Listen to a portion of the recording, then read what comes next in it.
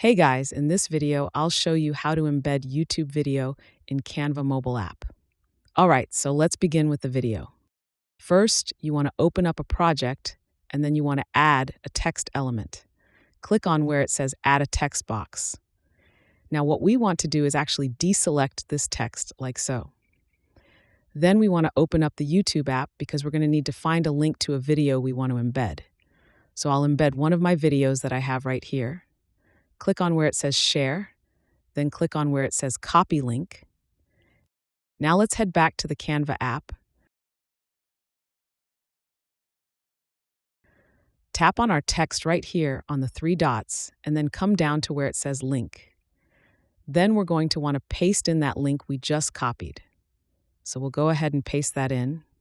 Once we paste it, we need to select the display mode. By default, it's set to link, but we actually want to change this to embed.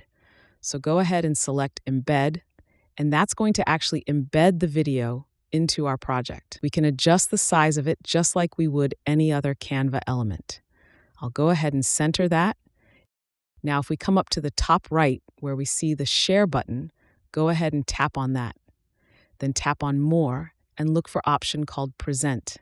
Go ahead and tap on that.